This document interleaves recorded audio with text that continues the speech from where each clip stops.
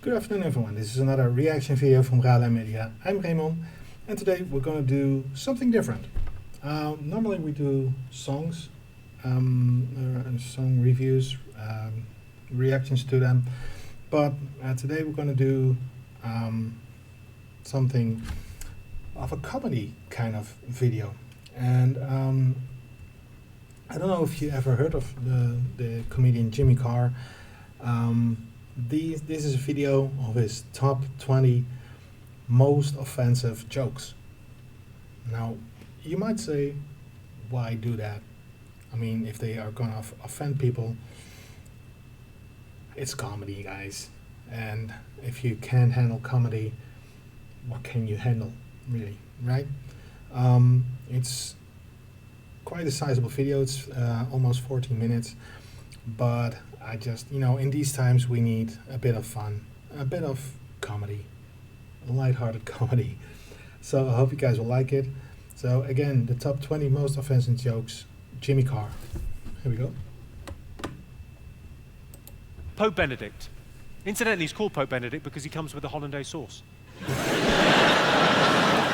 Hang on, that's not a hollandaise sauce. Benedict! As head of the Catholic Church, Pope Benedict is the boss of every Catholic priest in the world. He's effectively king of the pedos. I read about a Catholic priest that exposed himself, so they defrocked him.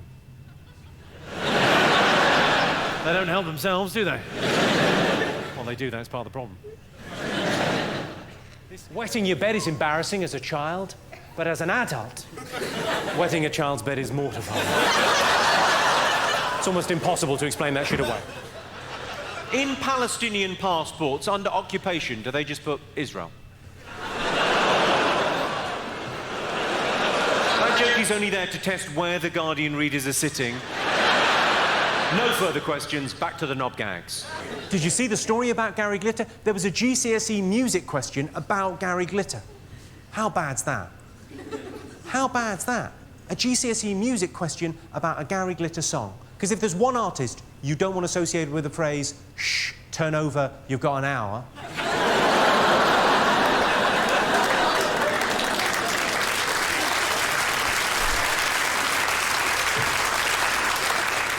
I should probably leave Glitter alone. He just wants to settle down and have kids. I had a similar thing with Hurricane Sandy. You remember Hurricane Sandy that devastated the eastern seaboard of America? All I wanted to say was it was the worst thing to hit New York since those two planes. Possibly they got it right on that one. A lot of people like to smoke cigarettes after sex, but you can't buy cigarettes until you're 16, so I have to get them for both of us.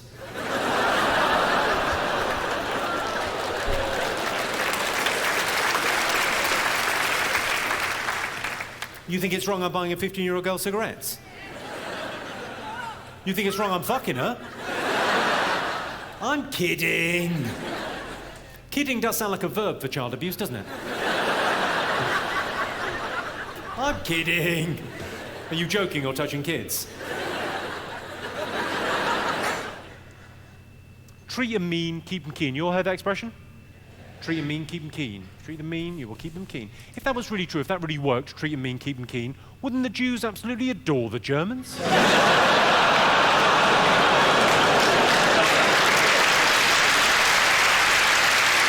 Really? Really? A round of applause on a joke about the worst thing that's ever happened? Ever? Where do we go from there? Has anyone in here ever tried any DIY? Give us a shout if you've ever tried any kind of DIY, yes? Yeah. Most everyone's tried. Can anyone who's ever tried DIY, hand on heart, tell me they don't have a little bit of admiration for the work that Fritzl did? It's not easy building stuff, is it? It's not easy to be a tidy workman. I'm not saying I approve of what he did down there, but he built a cellar without his wife even fucking noticing. I'm just saying credit where credit is due.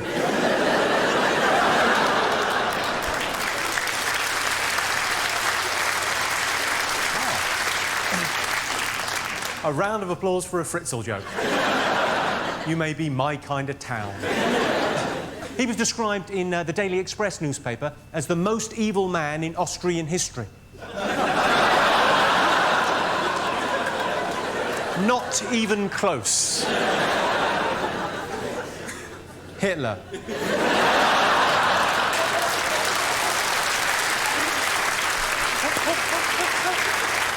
I met an incredible girl on the internet. Smart, sexy, uninhibited. Of course, it turned out to be a 12-year-old paraplegic boy. I'll be honest, the sex was disappointing. Oh, I think we've reached a barrier there, haven't we? And we will laugh at that and nothing more. Well, fair enough. Right, well, I feel we've warmed up. Let's try some properly offensive jokes, see how we get along. 99% of women kiss with their eyes closed, which is why it's so difficult to identify a rapist.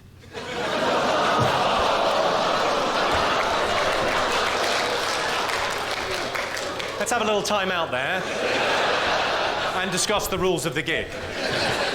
Feed line, punch line, I'll take care of that. And then you can either laugh, you can laugh and applaud, I'll be flattered and delighted, or you can go, ooh, in a disapproving stylee.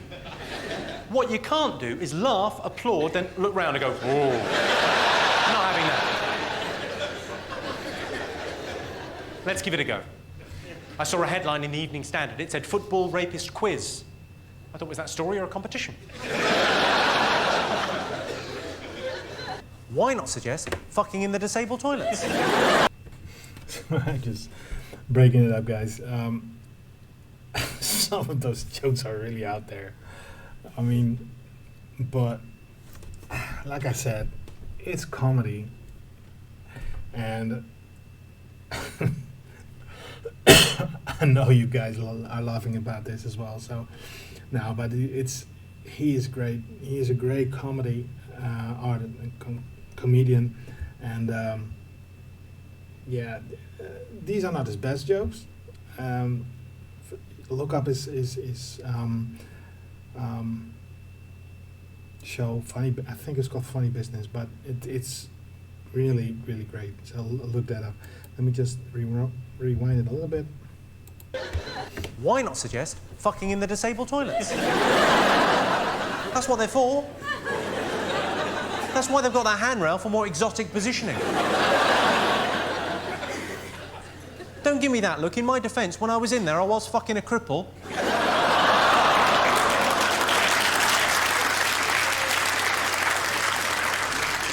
And I'm 90% sure it was consensual.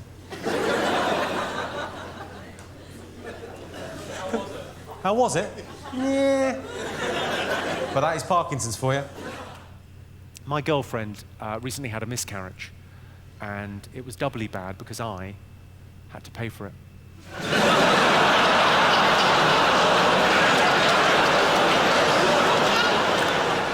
That feels like we're getting somewhere. And I realise an abortion can be a very upsetting thing for a woman. But at the same time, who doesn't get a little confidence boost when they lose a bit of weight? Right, let me try and offend you. All right, when I was at school, a mate of mine got caught wanking in the showers. Nothing? Well, it ruined the school trip to Auschwitz. Here's the thing, I don't like swearing during sex. Who wants to hear that kind of language, especially from a child?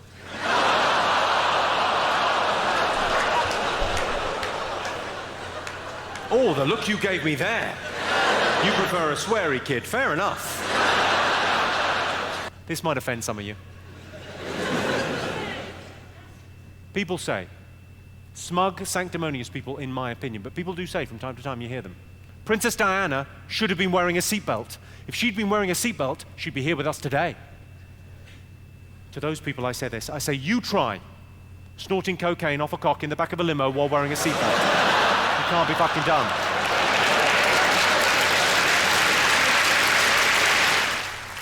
It's a brilliant job, this. It's lovely. You spend an hour and a half talking to people, telling them jokes, building up this reservoir of goodwill. But then you're expected just to fuck off. It's a bit weird. With your permission, I'd like to piss away some of that goodwill. Yeah! On an unpleasant joke. You know, sometimes I'll tell a joke that's a bit edgy, and I feel as an audience you go, oh, that's a little bit close to the... Go on then, you. What you like? I'd like to tell one now that'll make you go... Oh. Would you like to hear it? Yes! Well, it's a joke about love. Can love conquer all? Or do the practicalities of life get in the way? Well, a great example of this is May to December relationships. Relationships where there's a bit of an age gap. Can love conquer that divide? Or does life get in the way, the practicalities? There's probably as many different opinions as there are people in this room. Here's my opinion, for what it's worth. I think you know a girl is too young for you if you're having to make the aeroplane noise to get your cock in her mouth. Here comes the train into the tunnel.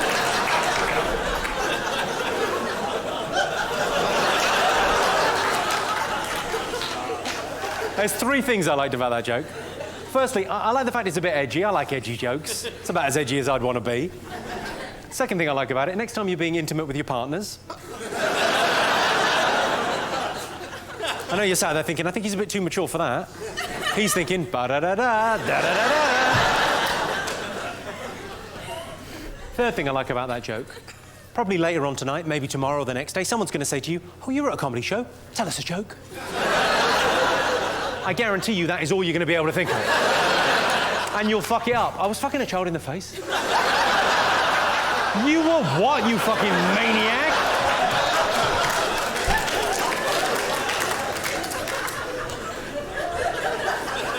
Do you want to come and visit a hospice? It's palliative care for teenagers. Yes, I do. I got that call about 6 years ago. I said, yeah, I'll go. I didn't know what some of those words meant. I thought it sounds all right, teenagers. I imagine that'll be fun. Now, it transpires, palliative translates to dying, and I found myself in a situation where I went, well, I've got to go. I've said I'll go, and thinking, this is going to be shit. Hand on heart, I thought, this is going to be fucking shit. But I said I'll go, so I'll go. So I went there with very low expectations. I thought, I'll be lucky to get through this without tearing up. I went there, it was genuinely, I couldn't believe what a fucking arsehole I am. Because it was genuinely inspirational. It was brilliant to go. If you get a chance to visit a hospice, go to a hospice. They're amazing. Because I don't know what inspires you, but I like that idea of carpe diem, living in the moment, now being where happiness is. And if you meet life-limited teenagers, they're having that because they're aware of how precious time is, and I think we often forget in our day-to-day lives. So it was amazing to go and to be around. I've been back many times since, and I'd recommend it as a thing to do. It's really fun. They don't want to be shut away. They want to be part of society. The thing that blew me away when I went there was an incident.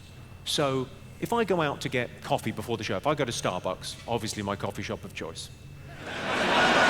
Similar views.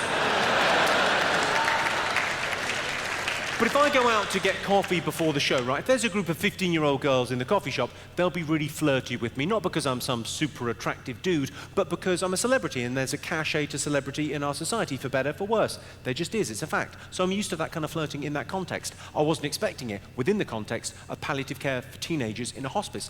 There's a girl in there, she just turned 15, pretty little thing, and she's a massive comedy fan. And she had all the DVDs, seen everything on YouTube, like really into it. And she was really flirty, and really tactile. And I thought, well, all she wanted was a kiss. And I thought, well, where's the harm? She's going to be dead before she can testify.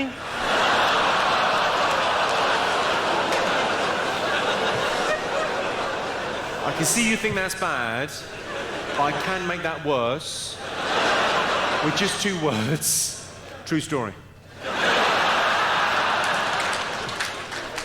It is a true story, it just happens to be about a different Jimmy.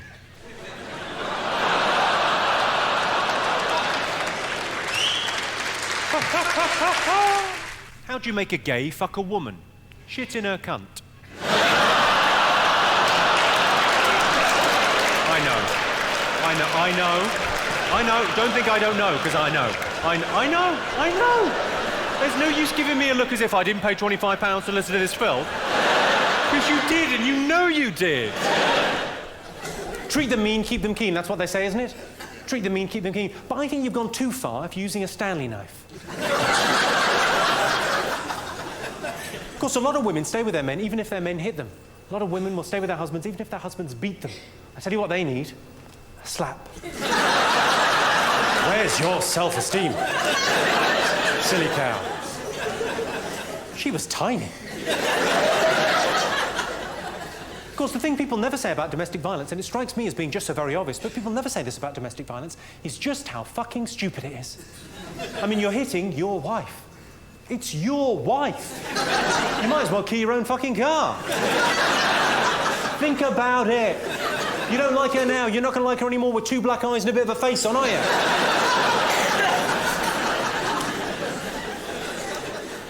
There are places in the country where that's just a joke. I did that joke in Preston. It was like marriage guidance.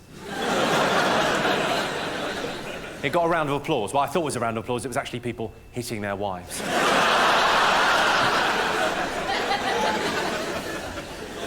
I don't want to make a big deal of this, but I recently adopted a newborn African child. He was just £7, plus postage and packing. That's how they get you. If only they'd put holes in that box. And that is the joke, interestingly, that Richard Curtis said was a bit much for the comic relief gig.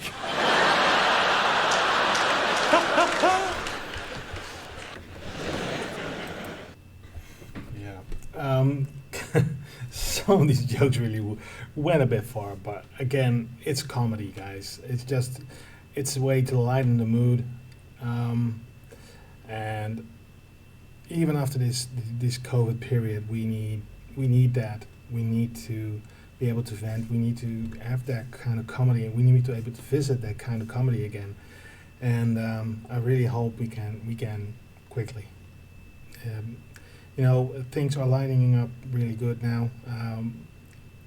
Things are opening up, and COVID measures are being downsized. So who knows? We can have that again. And but I love Jimmy Carr. He's a great comedian. Some of these jokes might have gone a bit far, but again, it's comedy. It's comedy. So I hope you guys liked the video. I know I did. Please subscribe to the channel.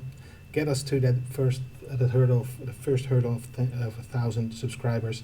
Like and share the video and hit the notification button so you'll be notified as soon as a new video comes out. If you have any suggestions, ideas, requests, go to our site www.raleimedia.nl/contact. Or hit the note, or go to our Twitter or Instagram account and leave us a DM. And if you want to help us out and grow faster, go to our PayPal account, which will be down below. And if you can make a week contribution, that will be highly appreciated. And yeah, again, thanks for watching. Hope you're watching the next one as well. Till then, bye bye.